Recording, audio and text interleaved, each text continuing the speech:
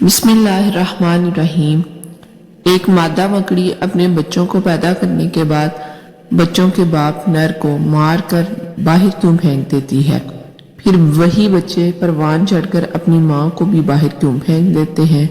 इसकी क्या वजह है और वो सब ऐसा क्यों करते हैं? यही हमारी आज की वीडियो का मौजू है।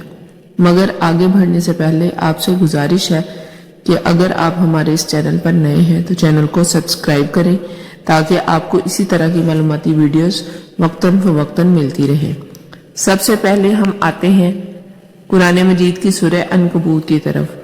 अरबी में अनकबूत मकड़ी को कहते हैं। इसमें क्या हिकमत है कि अल्लाह तबारक ताला ने पूरी सूरत का नाम ही मकड़ी के नाम पर रख लिया। इसमें अल्लाह तबारक ताला ने फरमाया है कि घरों में सबसे कमजोर घर मकड़ी का है अगर इंसान इल्म रखते।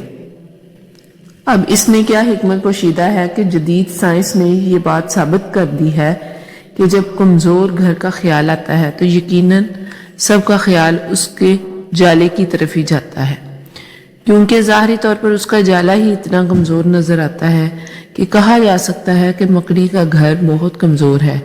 लेकिन तहकीक के बाद ये बात सामने आई है कि जो उस घर के अंदरूनी मामलात थे, जो अंदरूनी खाना जंगी थी, उसकी तरफ मानवी तौर पर इशारा किया गया है। जब इस सूरत की तफसील की तरफ जाएं तो इसमें तमाम फितनों और साजिशों का जिक्र है।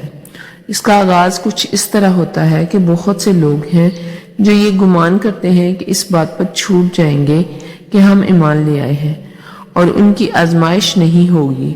और फिर यूं फरमाया कि बहुत से लोग हैं जो ये सोचते हैं कि हम ईमान ले आए हैं, लेकिन जब उन पर कोई आजमाइश आती है तो उसी आजमाइश को अल्लाह का अजाब समझते हैं। इस सूरत में बहुत से फितनों का जिक्र किया गया है। अब सवाल ये पैदा होता है कि फितनों का मकड़ी और उसके जाले से क्या ताल्लुक है? इस मकड़ी के जाले में बहुत से राज पोशीदा हैं। ये मकड़ी का जाला हमारे लिए बहुत सी आजमाइशों और फितनों की तरफ इशारा है। दर हकीकत फितने, साजिशें और आजमाइशें भी मकड़ी के जाल की तरह पेचीदा होती हैं।